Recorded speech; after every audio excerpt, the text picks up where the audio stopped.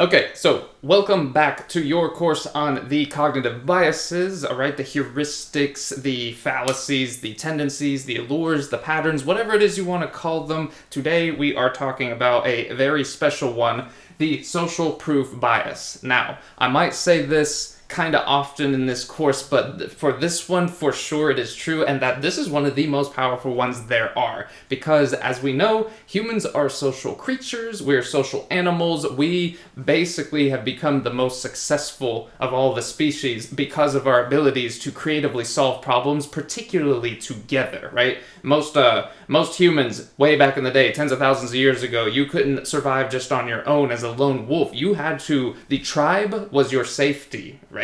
The tribe or the group of people that you were with was your safety. That was your lifeline. You had to work together. So, anyways, what is social proof bias, though? Basically, the textbook-like definition that I'll give here, which is obviously paraphrased, is that we are more likely to pay attention to things that have some social value or social equity behind them. That doesn't necessarily mean people, although people too. Like, for example, if I'm using these markers, right? These Expo markers. You've probably heard of them before. You've probably seen people use them in classroom settings, things like this. Maybe you've had them before, but there's plenty of social proof because it's like, oh, anywhere we go, basically that's in some sort of instructional setting or maybe even art or something. We've seen Expo pens, right? Or Expo markers or whatever. We understand that brand, lots of people use them. That right there is kind of social proof bias, right? If you're looking at Expo markers versus whatever the other kind are, maybe it's a store specific kind, like they got the Walmart brand of markers or whatever, something like that, you're more likely to be a little more comfortable with the Expo because lots of other people buy that kind. Right? This is one of the reasons brands are so powerful is because they have people invest their social equity into the brand. And when I mean social equity, I mean the fact that, okay, if you have 500 people that buy Expo markers versus 10 people who buy the other kind, and you don't know which one you want, you're going to use social proof bias and be like, ooh, okay, 500 people like this one, everything else equal, I'm going to just go with that, right? So let's give an example here. So let's talk about first I want to mention that there are two types of ways that you power social proof. Two main type of ways. There's many ways, but there's two main, and they are as follows. They are, okay, quantity, okay, and quality. Just like with a lot of things, right? There's quantity and there's quality. Well, both of these can improve social proof. What do I mean by that? Well, quantity is just how many, like the sheer numbers of people that are behind something, right? If you have so many people that buy a certain product, right, or are interested in it, or use something, it's not just about buying things, because social media, for example, is like this. You got two different social media accounts, and one of them has a million subscribers and followers, and one of them has just 10 or something like that. You're more likely to look at the $1 million one, not $1 million, although maybe $1 million, the million subscriber one first and see it as more, what would you say? That you can believe them more, they got more credibility and things like that. It just happens in your brain automatically because you're wondering why does the other one only have 10?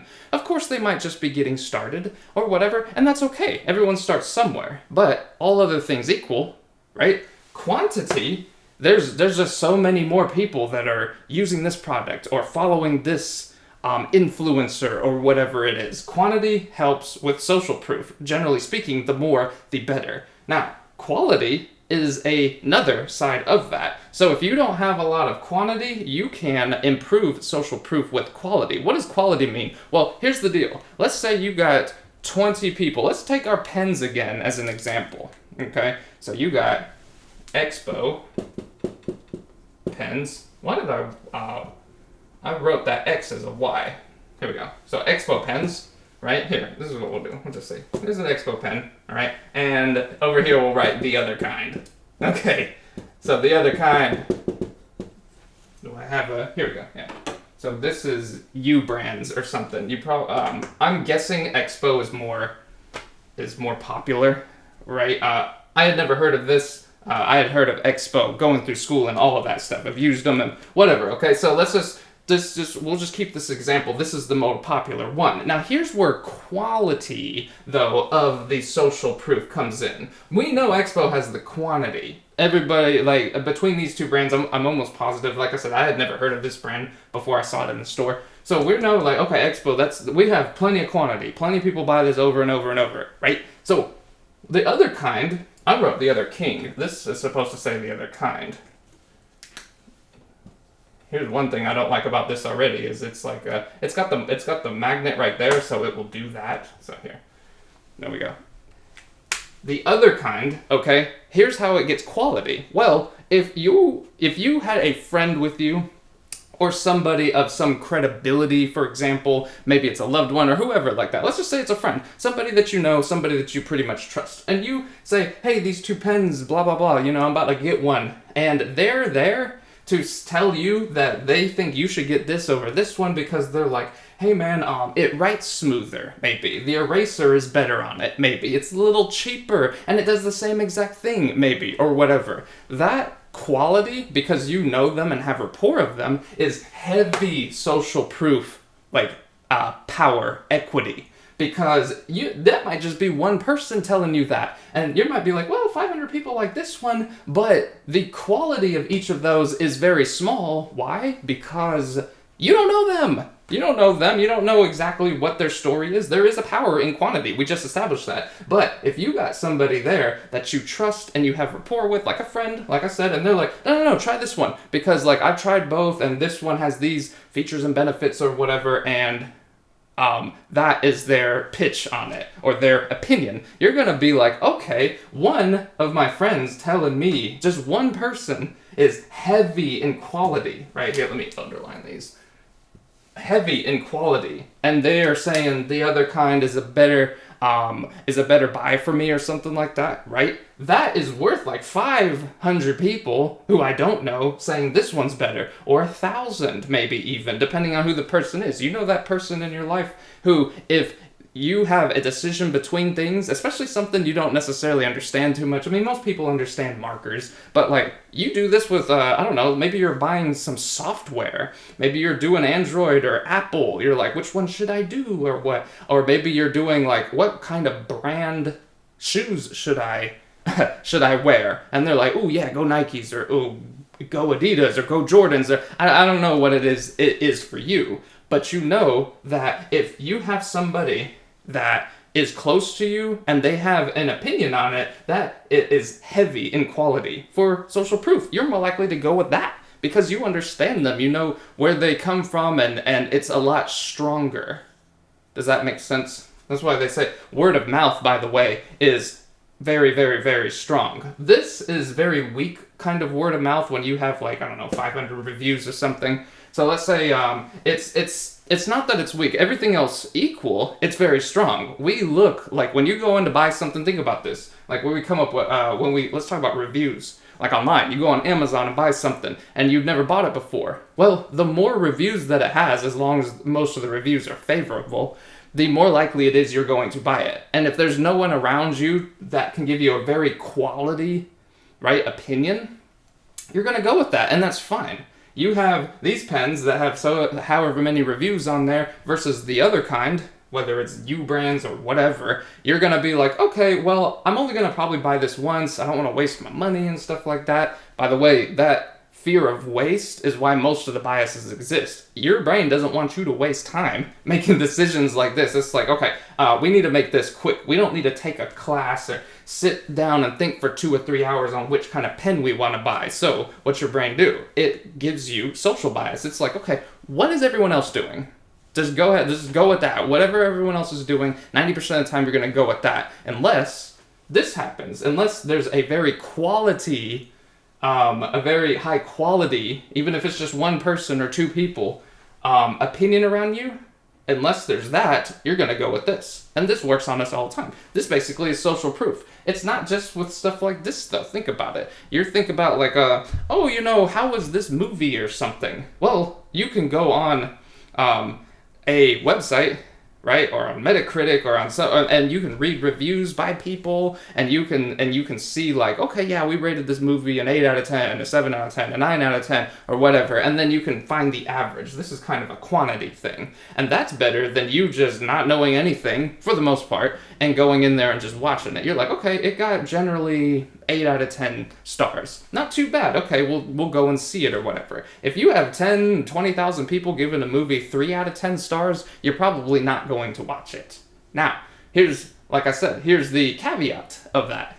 If you have a quality piece of social proof around you, like if your friend or your girlfriend or your like a husband or wife or somebody comes around you that you have a lot of rapport with, they're worth like 10,000 people in one person. So if they're like, no, dude, like, I know you, man, we know each other, I know you're gonna like this kind of movie, it got some poor reviews, but it's because of these issues. You're gonna like this, trust me. For you, it'll be at least like a 6 or a 7 out of 10. It might be an 8 or 9 out of 10, right? And they're able to have that kind of conversation with you. That's still social proof, but it's heavy in quality. Now, where does this kind of branch?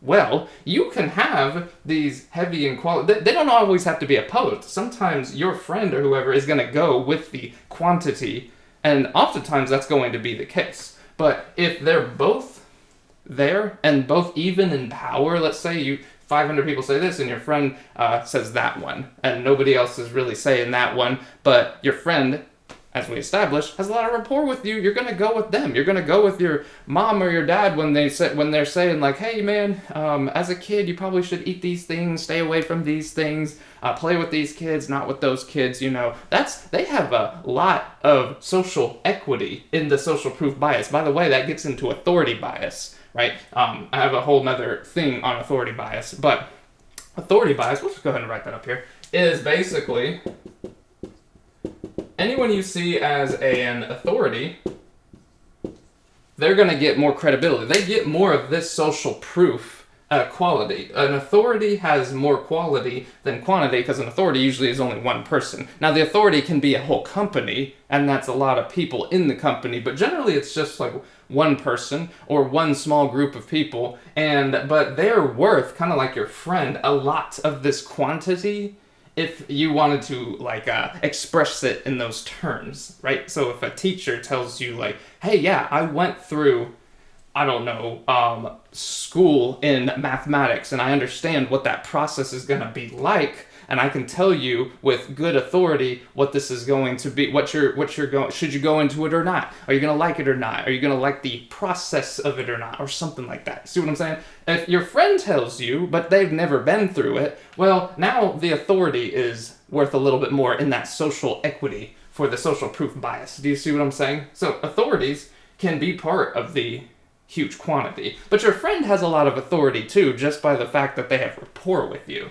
All right, so authority goes into it as well. We're not here to talk about the authority bias necessarily, but social proof bias basically works that way. Whatever thing everybody else is doing is pretty much stop one for your mind. That's their first stop. Your mind is like, okay, we're making a decision on something. We're a little bit unsure about what we want to do in this situation, what we want to buy, what we want to invest our time in. What's everyone else doing? That's stop one. That's the first test your mind runs. And sometimes it's enough to just stop right there. And then, okay, everyone else is doing this. Everyone else is eating at McDonald's instead of Becky's Burgers or whatever or like that. We're just going to go and do that because we don't want to be sitting around making these complex decisions for hours.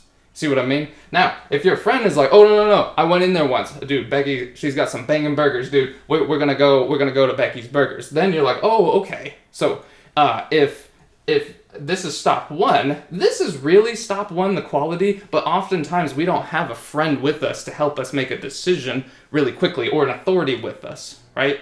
So we go with, okay, what's everyone else doing? McDonald's looks packed. Okay, I don't want to think about it. I'm just going to go and get that. See what I'm saying? So basically, in a nutshell, that's social proof bias.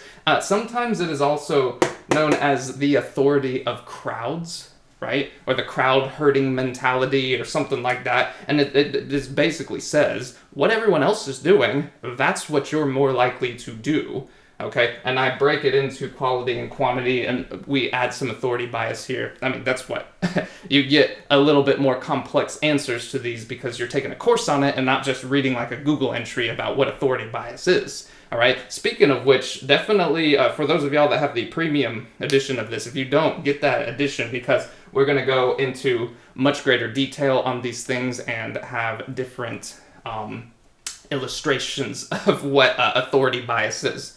All right, not just authority, excuse me, social proof. We're going to talk about this too. They're very much linked, right? Because like I said, somebody of authority, like if a doctor told you, hey man, you need to, this thing that's going on with your body, you need to take this medication so that you can get better. If a doctor told you that, but 500 other people were going, yeah, I don't know, man, just sleep it off or something, you're going to go with the doctor most of the time because they have heavy authority. See what I'm saying? All right, so anyways, thanks so much for being here for this one. If you have the premium edition, we will see you in that one. And if not, consider getting in it. And either which way, we'll see you in the next one. Thank you.